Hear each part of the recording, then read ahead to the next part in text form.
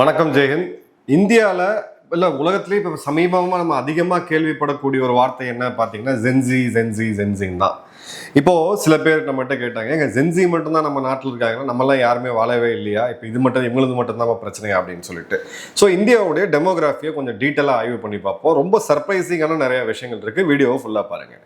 இப்போ இந்தியாவுடைய ஒரு தன்மை எடுத்தோன்னா 140 கோடி பேர் 4 டைப் ஆஃப் தலைமுறைன்னு இருக்காங்க. First GenX 1965 80. அதுக்கு முன்னாடி இருந்தவங்க பூமர்ஸ்ன்னு சொல்லுவாங்க. அந்த பூமர்ஸ் அப்படின்றது இப்போ ஒரு கிண்டல் கேலி பேசக்கூடிய வார்த்தை. நிஜமாலுமே இதில் நம்ம பெரியவங்களை ஹர்ட் பண்ணுறோம் அப்படின்றதா. உலகப்போருக்கு பிறகு ஒரு டைம் பஞ்சம்லாம் மக்கள் தொகை அலார்மிங் லெவலில் கீழே விழும்பொழுது மீண்டும் மனித குலத்தை காப்பாற்றுறதுக்கு அந்த பூமர் ஜென்ரேஷன்றது குழந்தைகள் அதிகமாக பெற்றெடுத்து தான் இன்னைக்கு நாமெல்லாம் இருக்கிறோம். அடுத்த ஒரு தாத்தா நம்மளுடைய கொள்ளு பேரனா நம்ம இருக்கிறோம் இன்னைக்கு. ஸோ அதை அவங்க இப்போ சூப்பர் சீனியர் சிட்டிசன்ஸ் ஆகிட்டாங்க. அவங்கள வச்சுட்டு நம்ம பார்த்தோம்னா ஜென் எக்ஸ் 1965 to 80. இப்போ பார்த்தீங்கன்னா ஒரு 47 ஒரு 62 வயசுக்குள்ளே இருக்கவங்க. இந்த ஜென்ரேஷன் தான் லைசன்ஸ் ராஜ சைல்டுஹுட்டில் பார்த்தாங்க. வாட்ச் வாங்கணும்னா நீங்கள் ஹெச்எம்டியில் போய் ரெஜிஸ்டர் பண்ணி 2 வருஷம் ஆகும். ஒரு பிஎஸ்என்எல் ஃபோன் உங்களுக்கு லேண்ட்லைன் வேணும் அப்படின்னா எம்பிஎம்ஏ கையெழுத்து வேணும் மினிமம். அப்புறம் உங்களுக்கு பிஎஸ்என்எல்ல ஆள் தெரிஞ்சிருக்கணும். ஒரு 2 to 3 வருஷம் கழிச்சு ஃபோன் வரும். ஏன்னா எல்லாத்துக்குமே லைசன்ஸ் இருந்துச்சு. அதன் பிறகு 91 லிபரலைசேஷன் சொல்லக்கூடிய இந்த ஃபேஸ் ரெவல்யூஷனை பார்த்த மிக முக்கியமான ஒரு ஜென்ரேஷன். இந்தியாவுடைய இன்னைக்கு இருக்க குரோத்துக்கு ஃபவுண்டேஷனை யாரு போட்டது, அஸ்திவாரத்தை போட்டு ஒரு அசைக்க முடியாத ஒரு அஸ்திவாரத்தை போட்டது ஜென் எக்ஸ். அடுத்தது பார்த்தீங்கன்னா ஜென் ஒய் மில்லியனர்ஸ்ன்னு சொல்லுவோம். 1981 96. இப்போ ஒரு 30 40 வயசுக்குள்ள இருக்கக்கூடியவங்க. இவங்களுடைய பாப்புலேஷன் அப்படின்றது 22 23%. ஜென் எக்ஸ் அப்படின்றது 17%. ஜென் ஒய் அப்படின்றது ரஃபா 23%. இந்த ஜென்ரேஷன் தான் லிபரலைசேஷனுடைய ஃபர்ஸ்ட் பெனிஃபிஷரிஸ். பிபிஓ அப்புறம் ஐடிஎஸ், ஐடி எனேபிள்டு சர்வீசஸ், இதோடைய பிரைமரி ஃபோர்ஸா அதோட பெனிஃபிஷரிஸா இவங்க தான் இருந்தாங்க. ஜென் எக்ஸுக்கு வேலை வாய்ப்பு அப்படின்றது பெரிய லெவலில் இல்லை. ஒரு ஃபேக்ட்ரிலையோ இங்கே தான் போய் வேலை பார்க்க முடியும், இல்லாட்டி ஒரு கவர்மெண்ட் வேலையை நோக்கி தான் போக முடியும். ஜென் ஒய் அந்த மில்லியனர்ஸ்க்கு தான் உண்மையாலுமே அந்த பெனிஃபிட் அப்படின்றது கிடைச்சிது. அவங்க போட்ட அஸ்திவாரத்துடைய பெனிஃபிட்டை இவங்க ரிலீஸ் பண்ணுறாங்க. காலேஜ் முடிக்காம கூட நீங்கள் டக்குன்னு ஒரு கால் சென்டரில் வேலைக்கு போகக்கூடிய சூழ்நிலை அப்படின்றது அவங்க இருந்துச்சு. இதோடைய பர்சன்டேஜ் 23. அடுத்தது பார்த்தீங்கன்னா ஜென்சி 97 2012 வரைக்கும் பிறந்தவங்க. ஒரு 14 to 29 இந்த வயசு குரூப் யங்ஸ்டர்ஸ். இவங்களுடைய பர்சன்டேஜ் அப்படின்னு பார்த்தீங்கன்னா 26%. இவங்க ஸ்மார்ட் ஃபோனோடையே பிறந்து ஸ்மார்ட் ஃபோனோடையே வளர்ந்தவங்க. இப்போதான் அந்த ஸ்மார்ட் ஃபோனுடைய கல்ச்சர் அப்படியே உள்ள வர ஆரம்பிச்சுது. 97க்கு அப்புறம் தான் அந்த ஃபோன் டக்குன்னு 6 மாதத்துக்கு ஒரு தடவை ஃபோன் அப்கிரேட் ஆகி பிறகு ஸ்மார்ட் ஃபோன் ஜென்ரேஷனில் இவங்க வந்தாங்க. ஸ்மார்ட் ஃபோன் ஜென்ரேஷனை பார்த்தவங்க, இந்தியாவோட க்ரோத் ஸ்டோரியை பார்த்தவங்க. அதே மாதிரி பார்த்தீங்க அப்படின்னா போரை பார்க்காத ஒரு ஜென்ரேஷன். நல்லா கவனிங்க. 97 2012 இப்போ கடைசியாக இப்போ போன வருஷம் நடந்த ஆப்ரேஷன் சிந்தூர், இந்த ஒரு 3 நாள் யுத்தம் தான் இவங்க பார்த்த ஒரு யுத்தம். பட் ஜென் எக்ஸ் மற்றும் Gen Y to larger extent பார்த்தீங்க அப்படின்னா கார்கில் போரை பார்த்தவங்க. போருடைய உக்கிரம் என்ன, நாட்டுடைய பாதுகாப்பு என்னன்ற அந்த ஃபண்டமெண்டல் அண்டர்ஸ்டாண்டிங் அவங்களுக்கு நல்லாவே இருக்கும். அடுத்தது ஜென் ஆல்ஃபா 2013 இப்போ 26 வரைக்கும் பிறக்கக்கூடிய குழந்தைகள், 13 வயசு வரைக்குமான குழந்தைகள். இவங்களோடது அப்படின்னு பார்த்தீங்கன்னா ஒரு 19% மக்கள் தொகை அப்படின்றது இருக்கு. இது ஒரு 5G ஜென்ரேஷன். கம்ப்ளீட்டாகவே 4Gலேருந்து அவங்க வாழ்க்கை ஆரம்பிக்கிறாங்க. கம்யூனிகேஷன் இருந்துச்சு.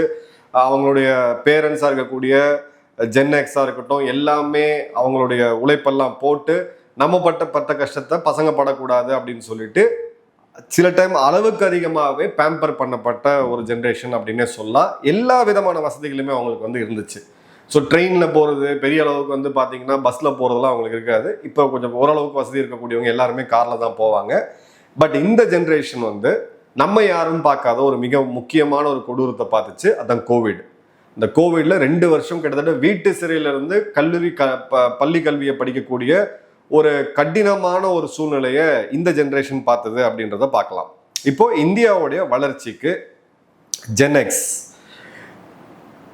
91 லிபரலைசேஷனுக்கு பிறகு இந்தியாவுக்கு 2 விதமான ஒரு வாய்ப்பு இருந்துச்சு. ஒன்று மேலே போகிறது, இன்னொன்று கீழே விழுறது. ஏன்னா லிபரலைசேஷன் பண்ணிங்கன்னா வெளிநாட்டு நிறுவனங்களோட நீங்கள் இப்போ சண்டை போடணும். ஏஷியன் பெயிண்ட்ஸ் போன்ற நிறுவனங்கள்லாம் பெரிய அளவுக்கு போய் ஒரு வேர்ல்டு பிராண்டாக இன்னைக்கு மாறி இருக்காங்க. டாட்டாவாக இருக்கட்டும், ரிலையன்ஸாக இருக்கட்டும், ஏஷியன் பெயிண்ட்ஸு, மஹேந்திரா. பட் பல நிறுவனங்கள், இந்திய நிறுவனங்கள் காணாமல் போனதையும் நம்ம பார்க்குறோம். ஸோ இந்த லிபரலைசேஷனில் ஒரு கடுமையான குளோபலி காம்படிட்டிவ் பிரைவேட் செக்டர், குறிப்பாக ஐடி சர்வீசஸில், ஃபார்மா, பேங்கிங் மற்றும் மேனுஃபேக்சரிங் எக்ஸ்போர்ட்டில் ஒரு பெரிய தாக்கத்தை அந்த உழைப்பை கொடுத்து உருவாக்குனது அப்படின்னு பார்த்தீங்கன்னா ஜென்எக்ஸ் தான். அதே மாதிரி இன்னைக்கு இருக்கக்கூடிய டாப் கார்பரேட் நிறுவனங்கள், பியூரோக்ராசி, ஜுடிஷியரி, பாலிடிக்ஸ், இதுல எல்லாத்தையுமே தலைமை பொறுப்புல இருக்கிறது யாருன்னு பாத்தீங்கன்னா ஒரு வகையா பாத்தீங்கன்னா ஜென்எக்ஸ் தான். இன்னைக்கு மோடி அவர்களுடைய கேபினெட்ல ஒரு கணிசமான அமைச்சர்கள் யாருன்னு பாத்தீங்கன்னா ஜென்எக்ஸ் தான் இருப்பாங்க. இன்னைக்கு இருக்கக்கூடிய கார்பரேட் நிறுவனங்கள்ல சுந்தர் பிச்சையா இருக்கட்டும், இல்ல சத்யா நடாலாவா இருக்கட்டும், பெரிய பெரிய தலைவர்கள் யாருன்னு பாத்தீங்கன்னா அகைன் இவங்க ஜென்எக்ஸா தான் இருப்பாங்க. ஸோ இந்த இடத்துல தான் ஜென்எக்ஸ் வந்து ஒரு மிக முக்கியமான ரோலை பிளே பண்ணாங்க. ஒரு state controlled economy, Indira Gandhi அவர்களுடைய மாடல்ல இருந்து ஒரு மார்க்கெட் ட்ரிவன் எக்கனாமியா மாறுறதுக்கு அந்த மிக முக்கியமான பிரிட்ஜா இருந்தது பார்க்குறோம். ஸோ இந்த ஜென்ரேஷனுக்கான நேச்சுரல் கேரக்டரிஸ்டிக்ஸ் என்ன அப்படின்னு பார்த்தீங்கன்னா அம்பிஷியஸா இருக்கிறது மற்றும் எச்சரிக்கையா காஷியஸா இருக்கிறது. அடுத்தது ஜென் ஒய். இவங்க வந்து 2000 2010 ஐடி, ஐடிஇஎஸ் மற்றும் பிபிஓ இந்த 3 செக்டர்ல லட்சக்கணக்கான பேர் உள்ள போய் நைட்டு பகல்னு ஒர்க் பண்ணி, இவங்க நைட் ஷிஃப்ட்ல ஒர்க் பண்ண ஃபர்ஸ்ட் ஜென்ரேஷனை கூட நான் சொல்லுவேன். இவங்கள நைட் ஷிஃப்ட்ல நிறைய ஒர்க் பண்ணி அதன் பிறகு பார்த்தீங்க அப்படின்னா ஒரு டெமோகிராஃபிக் டிவிடெண்டை நல்லா கேபிட்டலைஸ் பண்ண ஒரு ஜென்ரேஷன். அதே மாதிரி தான் பார்த்தீங்கன்னா ஒரு ஃபர்ஸ்ட் ஜென்ரேஷன் பெரிய பெரிய லெவல், அதாவது ஒரு மாஸ் நம்பர்ஸ்ல டெக்னாலஜிக்காக, வேலை வாய்ப்புக்காக மைக்ரேட் ஆன ஒரு ஜென்ரேஷன். குறிப்பாக டெக்னாலஜி, ஃபினான்ஸ் மற்றும் படிப்புக்காக வெளிநாடுகளில் போய் செட்டில் ஆகி H1B விசால இருந்து பல நாடுகளுக்கு, உலக நாடுகள் முழுக்க போய் செட்டில் ஆகி அங்கிருந்து சம்பாரிச்சு ஃபாரின் ரெமிட்டன்ஸை இந்தியாவுக்கு அனுப்பிச்ச ஒரு மிக முக்கியமான ஜென்ரேஷன். அதே மாதிரி முதல் முறையாக யூபிஐயை பயன்படுத்திய ஒரு ஜென்ரேஷன் யங் ஏஜ்ல.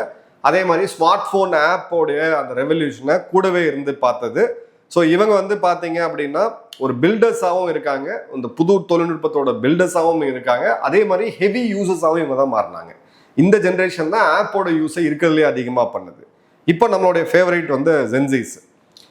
இந்தியாவுடைய ஸ்டார்ட் அப்புக்கான கோர் வந்து ஜென்சிஸ் தான். இந்தியாவுடைய ஸ்டார்ட் அப்ல பார்த்தீங்கன்னா அதிகமாக ஜென்சிஸ் தான் வந்து உள்ள வந்திருக்காங்க. அதே மாதிரி இந்தியாவுடைய கிக் எக்கனாமி, இந்த ரெகுலர் வேலைக்கெல்லாம் போகாமல் ஒரு பார்ட் டைமாக ஒரு ஃப்ரீலான்சர், இது ஃப்ரீலான்சர் கான்செப்ட்லாம் நீங்கள் மில்லியனல்ஸ்க்குலாம் டைம்லாம் போய் கேட்டிங்கன்னா வீட்டில் விழுந்துருக்கும், வேலைக்கு போகாமல் தானடா இங்கே எங்கே போகிறதுன்னு சொல்லிட்டு. அதே மாதிரி ஒரு கண்டென்ட் கிரியேட்டர் எக்கனாமியை உருவாக்குனது. கண்டென்ட் கிரியேஷனில் கோடிக்கணக்கான கிரியேட்டர்ஸ் உருவாகின ஒரு இடம் அப்படின்னு பார்த்தீங்கன்னா இந்த இடம் தான். ஸோ அதே மாதிரி பார்த்தீங்க அப்படின்னா ஒரு ஃபர்ஸ்ட் ஜென்ரேஷன் இங்கிலீஷ் பேசக்கூடிய டிஜிட்டல் ஆண்டர்பிரனர்ஸ். நல்லா கவனிங்க, டிஜிட்டல் ஆண்டர்பிரனர்ஸ் யாரு அப்படின்னு பார்த்தீங்கன்னா ஜென்சிஸ் தான்.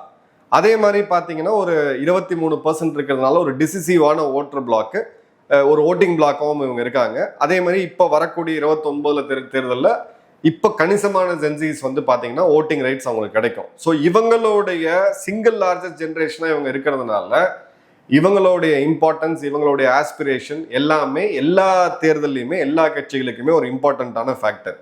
அதே மாதிரி இந்தியாவுடைய ஸ்போர்ட்ஸு மற்றும் ஸ்போர்ட்ஸு கல்ச்சரல் சாஃப்ட் பவர், யோகாவாக இருக்கட்டும், இல்லை ஜிம்மிங்காக இருக்கட்டும், இல்லை ஜூம்பாவாக இருக்கட்டும், இந்த மாதிரி இதை வந்து வேர்ல்டு லெவலில் மிகப்பெரிய லெவலில் அந்த கல்ச்சரை அடாப்ட் பண்ணக்கூடியது. பட் இவங்களுக்கு வந்து ஒரே ஒரு பெரிய பிரச்சனை என்ன அப்படின்னு பார்த்தீங்கன்னா மில்லியனல்ஸ் வந்து ஹெவி யூசேஜில் அவங்க வந்து லேட்டர் பார்ட் ஆஃப் த லைஃப்பில் ஆரம்பிக்கிறாங்க. இவங்க பிறந்ததுலேருந்தே இன்டர்நெட்டோட சேர்ந்துருக்கிறாங்க. Technology, artificial intelligence, apps, smart phone related social media related digital business economy, இதில் எல்லாத்துலேயுமே இன்டர்லிங்க் ஆகி இருக்கிறதுனால ஃபோன் இல்லாமல், வைஃபை இல்லாமல் இந்த ஜென்ரேஷன் இருக்கவே முடியாதுன்ற ஒரு டேஞ்சரஸான ஒரு சுச்சுவேஷனில் அவங்க இருக்கிறாங்க. அதே மாதிரி பார்த்தீங்கன்னா அடுத்தது ஜென் ஆல்ஃபா. இந்த 2012க்கு பிறகு பிறந்த குழந்தைகள், இவங்க இன்னும் எக்கனாமிக்கலி ஆக்டிவ் ஆகல. இவங்க வந்து ஜென் மில்லியனல்ஸை நம்பி தான் இருக்கிறாங்க. ஏன்னா இப்போ அவங்க குழந்தைகளாக இருக்கிறாங்க. இப்போ பாலிசி டிபேட், குறிப்பாக ஏஐ மற்றும் சைல்டு வெல்ஃபேர், இந்த இடத்துல அவங்களுடைய ஆஸ்பிரேஷன்ஸ் ஏற்கனவே ஒரு இதுவாக பில்டப் ஆரம்பிச்சிருச்சு. ஒரு வெஸ்டர்ன் லைஃப் ஸ்டைல், ஒரு ஆஸ்பிரேஷனல். இப்போ ரோடே இல்லாமல் அந்த காலத்து கட்டங்களில் சென்னை டு செங்கல்பட்டு ரோடில் போனவங்க, விழுப்புரம் போனவங்களும் தெரியும் நான் என்ன சொல்கிறேன் அப்படின்ட்டு. இவங்களுக்கு வந்து இப்போ அந்த ஹைவேல ஸ்மூத்தாக போகும் பொழுது எனக்கு சன்ரூஃப் இருக்கா, எனக்கு வந்து ப்ராப்பர் ரெஸ்ட் ரூம்ஸ் இருக்கா, ஹைவேல ஏன் வந்து டோலில் நான் 2 நிமிஷம் நிற்கணும்னு கேள்வி கேட்கக்கூடிய அளவுக்கு ஒரு அளவுக்கு நல்ல முன்னேறின இந்தியாவில் இது ஏன் மேலை நாடு மாதிரி இல்லை, இது ஏன் அமெரிக்கா மாதிரி இல்லைன்னு கேள்வி கேட்கக்கூடிய ஒரு ஜென்ரேஷனா இது இருக்கு அப்படின்றத பாக்குறோம். இப்போ ஜென் எக்ஸ் எடுத்தீங்க அப்படின்னா ஒரு ஸ்கேர்சிட்டிலேயே வாழ்ந்த ஒரு ஜென்ரேஷன். 65 to 80 அப்படின்னு பாத்தீங்கன்னா எல்லாமே வீட்டில் கிடைக்காது. அண்ணன் போட்ட சட்டை பேண்ட்டை தான் வந்து தம்பி போடணும், அண்ணன் வச்சு இந்த சைக்கிளை தான் வந்து வாங்கணும்னு சொல்லி ஒரு ஸ்கேர்சிட்டிலேயே பஞ்சத்திலேயே வாழ்ந்த ஒரு இடம். டிஜிட்டல் இன்ஃப்ராஸ்ட்ரக்சர் சுத்தமாக கிடையாது. அந்த புது ஒரு ஆஸ்பிரேஷனெல்லாம் வாழ்க்கையில் சாதிக்கணும், சேர்த்து வைக்கணும்னு சொல்லிட்டு போன ஒரு ஜென்ரேஷன். அடுத்தது மில்லியனல்ஸு, ஒரு இன்ஃப்ளேட்டட் ஜாப் மார்க்கெட், ரொம்ப ரொம்ப காம்படிஷன் அதிகம். 2008 குளோபல் ஃபினான்ஷியல் கிரைசிஸை பார்த்த ஒரு இது. அதே மாதிரி செப்டம்பர் 26 நவம்பர் அட்டாக்கை பார்த்த ஒரு கொடூரமான ஒரு பயங்கரவாத தாக்குதலை பார்த்த ஜென்ரேஷன். இவங்களுக்கு காம்படிஷன், ஹோம் லோன் போன்ற இந்த பிரச்சனைகள்ல வாழ்க்கையை அவங்க வந்து நீந்தினாங்க. அடுத்தது ஜென் ஆல்ஃபா. கோவிட் எல்லாரும் ஒரு 2 வருஷம் ஸ்கூலே இவங்களுக்கு காணாமல் போயிருச்சு. அந்த ஸ்கூல் காணாமல் போனதுனால பார்த்தீங்க அப்படின்னா ரைசிங் ஸ்க்ரீன் டிபெண்டன்சி. 6 to 7 மணி நேரம் இன்னைக்கு நம்ம ஜென்சைஸ் வந்து ஸ்க்ரீனை பார்த்துட்டு இருக்காங்க. அது எங்கே ஸ்டார்ட் ஆச்சுன்னு பார்த்தீங்கன்னா கோவிடு. அதே மாதிரி பார்த்தீங்கன்னா பீடியாட்ரிஷியன்ஸ் எல்லாருமே இந்த ஜென்ரேஷனை ஒரு கன்சர்னோட பார்க்குறாங்க. இந்த ஒரு இடத்துல கோவிட் ஒரு சாதாரண சேலஞ்சு கிடையாது. நீங்கள் நம்ம ஈஸியாக பேசிகிட்டு இருக்கோம். ஜென்சைஸ்க்கு வந்து அதோடைய தாக்கம் இருக்குது. அடுத்தது பார்த்தீங்க அப்படின்னா ஜென்சைஸ்க்கு இருக்கக்கூடிய பிரச்சனை அப்படின்றது இந்த ஜாப் ஆங்ஸைட்டி அதிகமாயிடுச்சு. ஜிடிபி க்ரோ ஆனாலும் ஆர்டிஃபிஷியல் இன்டெலிஜென்ஸ் இன்னைக்கு மனிதர்களோட தேவையை கம்மி பண்ணிக்கிட்டே வருது. அதே மாதிரி எக்ஸாம்ஸ் இன்னும் காம்படிஷன் அதிகமாகிட்டே போகுது. ஒரு 4.5 லட்சம் பேர் எழுதின கம்பைன்ட் டிஃபென்ஸ் சர்வீசஸ் எக்ஸாமினேஷன் இன்னைக்கு கிட்டத்தட்ட பார்த்தீங்கன்னா 8-9 லட்சம் பேர் எழுதுறாங்க. ஒரு காம்படிட்டிவ் வேர்ல்டுல ஒரு சின்ன சதவீதம் சறுக்குனா கூட தங்களோட எதிர்காலமே காலி அப்படின்ற ஒரு ஹை ப்ரெஷர் ஜென்ரேஷனாக இன்னைக்கு ஜென்சீஸ் இருக்கிறாங்க அப்படின்றத பார்க்குறோம். ஸோ இப்போ இந்த இடத்துல ஜென் எக்ஸ் பார்த்தது அப்படின்னா 1971 அந்த யுத்தத்தை குழந்தைகளா பார்த்துருப்பாங்க. கார்கில் யுத்தத்தை பார்த்துருக்காங்க. பஞ்சாப் மிலிட்டன்சியை பார்த்துருக்காங்க. காஷ்மீர்ல நடந்த மிலிட்டன்சியை பார்த்துருக்காங்க. மில்லியனல்ஸ் எடுத்தீங்க அப்படின்னா கார்கில் யுத்தத்தை பார்த்தாங்க சின்ன வயசுல. பார்லிமெண்ட் அட்டாக் 2001 பார்த்தாங்க. 2008 மும்பை அட்டாக்கை பார்த்தாங்க. ஜென்சீஸ் எடுத்தீங்க அப்படின்னா அந்த மும்பை அட்டாக்ன்றது ஸ்கூல் மெமரி, அவங்களுக்கு வந்து ஞாபகம் இருக்காது. அவங்க பார்த்தது 2016 ஊரி, 2018 பாலகோட், அப்புறம் பார்த்தீங்கன்னா 2025 ஆப்ரேஷன் சிந்தூர். ஜென் ஆல்ஃபா அப்படின்றது ஒரு இந்தியா பாகிஸ்தான் பற்றி அவங்களுக்கு எதுவும் தெரியாது. ஆப்ரேஷன் சிந்தூர் பற்றி ஏதோ கொஞ்சம் தெரியறதுக்கான வாய்ப்புகள் அப்படின்றது இருக்கு. இப்போ இந்த மைண்ட் செட் டிஃபரன்ஸ்ன்றதை நம்ம புரிஞ்சுக்கணும். ஏன்னா பதிவுகள் போடுறவங்க எல்லாருமே ஜென்சீஸை திட்டுறது இல்லை, ஜென்சீஸ் வந்து இவங்களை பூமர்ஸ் திட்டுறது கிடையாது. ஒரு ஜென்ரேஷனும் இந்தியாவுக்கு வந்து கான்ட்ரிபியூட் பண்ணிக்கிட்டும் இருக்கிறோம். ஜென்சீஸ் எடுத்தீங்க அப்படின்னா செக்யூரிட்டி ஃபர்ஸ்ட். குடும்பம் கரெக்டாக இருக்கணும், பாதுகாப்பாக இருக்கணும், இன்சூரன்ஸ் இருக்கணும், செக்யூரிட்டி தான் ஃபர்ஸ்ட்.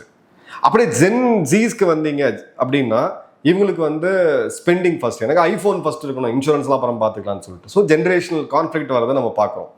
அடுத்தது பார்த்தீங்கன்னா ஜென் எக்ஸுக்கு வந்து இன்ஸ்டிடியூஷன்ஸ் மீது ட்ரஸ்ட். கோர்ட்டு, ஒரு ப்ராசஸ்ஸு, ஹைரார்கி இருக்கும். எனக்கு சீனியர்னு நான் சார்னு கூப்பிடுவேன். அந்த மாதிரியான ஒரு இது. ஸ்டெபிலிட்டி அப்படின்றத ரொம்ப ஃபோக்கஸ் பண்ணுது. சொந்த ப்ராப்பர்ட்டி வேணும், ஒரு சொந்த விவசாய நிலம் வேணும், சொந்தமாக கார் வேணும், சொந்தமாக ஒரு ஃப்ளாட் இருக்கணும், கவர்மெண்ட் ஜாப் இருந்தால் பெட்டர், செக்யூரிட்டி பேஸ் பண்ணது. மில்லியனல்ஸ் எடுத்தீங்க அப்படின்னா ஆஸ்பிரேஷன்ஸ் அதிகம். முன்னும் அடுத்தடுத்த கட்டத்துக்கு போகணும், அமெரிக்கா போகணும், அங்கே இருக்கக்கூடிய நிறுவனத்தில் பெரிய ஆளாக வரணும். அதே மாதிரி பார்த்தீங்க அப்படின்னா ஓரளவுக்கு ஒரு இண்டிவிஜுவலிஸ்டாகவும் இருந்தாங்க. ஏன்னா அவங்களுக்கு மோஸ்ட்லி இங்கிலீஷ் மீடியம் ஸ்கூலில் படித்ததுனால தங்களுடைய அடுத்த குளோபல் சிட்டிசன்ஸாக மாறுறதுக்கான அந்த ஜென்ரேஷனை பார்த்தோம். ஜென்சீஸ் எடுத்து பார்த்தீங்க அப்படின்னா மெரிட்டோக்ராசி, மெரிட்டில் தான் எல்லாம் வரணும் கண்டிப்பாக. பட் வந்து ஒரு ட்ரெஸ்ஃபுல்லான ஒரு ஜென்ரேஷன். அப்பா நம்ப மாட்டாங்க, டிரான்சாக்ஷனல் ரிலேஷன், எனக்கு என்ன அப்படின்றது எல்லாத்துக்கும் கேள்வி. நாட்டுக்கு நீங்கள் என்ன பண்ணீங்கன்னா தெரியாது, ஆனால் வந்து எனக்கு நாடு என்ன பண்ணுச்சுன்ற அந்த மாதிரி ஒரு ரெஸ்ட்லெஸ்ஸான இன்டர்நெட்லேயே ஜோடிக்கப்பட்ட ஒரு ஜென்ரேஷன். இன்டர்நெட் இல்லாமல் சர்வேவே ஆக முடியாத அளவுக்கு இன்னைக்கு ஜென்சீஸ் இருக்காங்க. ஜென் ஆல்ஃபா இப்போ தான் உருவாக்கிட்டு இருக்காங்க. அவங்களுக்கு வந்து ஏஐ ஒரு மிகப்பெரிய ஒரு சேலஞ்சாக இருக்கும். ரெவல்யூஷனரி டெக்னாலஜிஸ், கோஸ் ஃபேக்டரிஸ், இன்னைக்கு வந்து இவங்க அடுத்தது எப்படி எதை நோக்கி போக போகிறாங்க அப்படின்றத பார்க்குறோம். இன்னொரு மிக முக்கியமான விஷயம், ஜென் ஆல்ஃபாஸுக்கு நான் இப்பயே சொல்லிடுறேன். மேபி நான் போன காலத்துக்கு பிறகு இந்த வீடியோ வந்து நீங்கள் பார்த்தீங்கன்னா தெரியும் உங்களுக்கு. ஒரு 50 வருடம் கழிச்சு நீங்கள் உலகத்தை பார்த்தீங்க அப்படின்னா இப்போ நம்மளுடைய ஃபெர்டிலிட்டி ரேட் டிக்ளைன் ஆகிட்டே இருக்குது. 1.9க்கு போயிருக்கு. இன்னும் கொஞ்ச நாள் 1.6க்கு போயிடும். 26 சென்சஸ் வரும்போது நிறைய அதிர்ச்சிகரமான தகவல்லாம் வரும். கொஞ்சம் வெயிட் பண்ணுவோம். இப்போ இந்த இடத்துல மீண்டும் மனித குலத்தை காப்பாற்றுறதுக்கு இந்த ஜென் ஆல்ஃபா, அதுக்கப்புறம் வரக்கூடிய ஜென் பீட்டா, இவங்க தான் பூமர்ஸாக மீண்டும் மாறுவாங்க. கால சுழற்சி பார்த்துட்டோம். 47க்கு முருகன் அவங்களெல்லாம் நீங்கள் யாரெல்லாம் பூமர்ஸ்னு உங்கள் தாத்தா பாட்டி உங்களுடைய மாமா மத்தெல்லாம் வந்து கலாச்சிக்கிட்டு இருந்தீங்களோ நீங்கள் நாளைக்கு பூமர்ஸாக மாறுவீங்க. ஏன்னா நீங்கள் மாறல அப்படின்னா இங்கே இந்தியாவுடைய பாப்புலேஷன்றது காணாமல் போயிடும். வெறும் வயசான மக்கள் தான் இருப்பாங்க. மனித குலத்துக்கே ஒரு பேரழிவை நோக்கி போகிறதுக்கான வாய்ப்பு இருக்குது. ஸோ ஜென் ஆல்ஃபா தான் வரக்கூடிய காலங்களில் பூமர்ஸாக மாறுவாங்க. பூமர் ஜென்ரேஷன் அப்படின்றது அது தவறான வார்த்தை கிடையாது. யாரையாவது கிண்டல் பண்ணுறதுக்கு அதை யூஸ் பண்ணாதீங்க. ஏன்னா அந்தந்த தலைமுறையினர் ஒருத்தரும் கஷ்டப்பட்டுருக்காங்க. அவங்க எல்லாமே இன்னைக்கு நம்ம இல்லைன்றதை நம்ம மறந்துடக்கூடாது. இப்போ இந்த கான்ஃப்ளிக்ட் பாயிண்ட்ல நம்ம தெளிவாக பார்க்குறோம். Gen Alpha 19%, Gen Zs 26%, millennials 23%, Gen X ஒரு 17%, பூமர்ஸ் 62 ப்ளஸ் அதுக்கு இப்போ வயசானவங்க பார்த்தீங்கன்னா ஒரு 12% இருக்காங்க. இது அப்படியே பார்த்தீங்கன்னா ஒரு சேஞ்ச் வரும். ஸோ இப்போ இன்னொரு பெர்செப்ஷன் என்னன்னா ஜென்ஜீஸ் தான் அப்படியே புரட்சியை செஞ்சுட்டாங்க. இவங்க எல்லாம் மிச்சம் இதுக்கு முன்னாடி இருந்த தலைமுறையினர்லாம் வந்து தைரியமே கிடையாது அப்படின்னு சொல்லிட்டு எதிர்கட்சி தலைவர் ராகுல் காந்தியே சொல்றாரு. உங்க பேரண்ட்ஸுக்கெல்லாம் வந்து பயந்துகிட்டு இருந்தாங்க, இந்த ஜென்ஜீஸ் தான் வந்து புரட்சி பண்ணிட்டாங்க. இது அரசியலுக்கான பேச்சு. ஃபேக்ட்ஸ் என்னன்றதை பார்ப்போம். 65, 68 ஆன்டி இந்திய அஜிடேஷன். அன்னைக்கு இருந்த பூமர்ஸ் தான் அந்த மிகப்பெரிய லெவலில் எடுத்தாங்க. இந்தியாவே பார்த்து அதிர்ந்த ஒரு போராட்டம் அது. 73, 75 நவநிர்மன் ஜனதா பார்ட்டியோட பீகார் மூமெண்ட். இதுவும் நீங்க இன்னைக்கு பார்த்த ப்ரொட்டஸ்ட்லாம் ஒண்ணுமே கிடையாது. அந்த அளவுக்கு மிகப்பெரிய போராட்டத்தை எடுத்தாங்க. 75, 77 எமர்ஜென்சிக்கு எதிரான ஒரு ரெவல்யூஷன். 80 பஞ்சாப் அஜிடேஷன் மற்றும் Assam movement. 90 anti Mandal commission protest, ஒரு பிரதமரே வந்து பதவி விலகக்கூடிய அளவுக்கு போச்சு. 92 ராம் ஜென்மபூமி மூமெண்ட். 2002 இது வந்து பீக்ல போச்சு, நர்மதா பச்சாவ் ஆந்தோலன் அப்படின்றது. 2011 அண்ணா ஹசாரே மூமெண்ட். 2012 நிர்பயா ப்ரொட்டஸ்ட் டெல்லியில, இதோட ஒரு 10 மடங்கு அதிகமாக இருந்துச்சு. 2015 ஜேஎன்யூ யூனிவர்சிட்டியோடது. 16 ஜாட் ரிசர்வேஷன் ஹரியானாவில் ஒரு பெரிய போராட்டமாக மாறிச்சு. 18 பீமே கோரகாவ் மகாராஷ்டிரில் ஒரு பெரிய ப்ரொட்டஸ்டாக மாறிச்சு. 2019 இது சிஏக்கு எதிரான ப்ரொட்டஸ்ட் நம்ம பார்த்தோம். 21 ஃபார்மர்ஸ் ப்ரொட்டஸ்ட்னு சொல்லி பஞ்சாப் ஹரியானா இருக்கக்கூடிய அந்த விவசாய சங்கங்கள்லாம் போராடினதை நம்ம பார்த்தோம் டெல்லியில். 2022 அக்னிபத்துக்கு எதிரான போராட்டத்தை பார்த்தோம். 24 ஓரளவுக்கு சாந்தமாக தான் இருந்துச்சு. 26 இப்போ மீடியாவில் ரொம்ப ஹைப் பண்ணப்பட்ட ஒரு ப்ரொட்டஸ்ட்டை பார்த்தோம். So every generation has its problem. அந்த ப்ராப்ளத்தை அரசாங்கங்கள் அட்ரெஸ் பண்ணல, அதுக்கான கம்யூனிகேஷனை வைக்கலைன்னா போராட்டங்கள் நடக்க தான் செய்யும். ஸோ இந்த தலைமுறையினர் மட்டும் செகுவேராக்கெல்லாம் காமிச்சு மிச்சவங்க எல்லாருமே வந்து படுத்து தூங்கிட்டுறாங்கன்ற மாதிரியான ஒரு ப்ரொஜெக்ஷனையும் கொடுத்துட்டு இருக்காங்க. நான் டேட்டாவை பேசுகிறேன். உங்களுடைய கமெண்ட்ஸை கமெண்ட்ல போடுங்க. நன்றி, வணக்கம், ஜெயன்.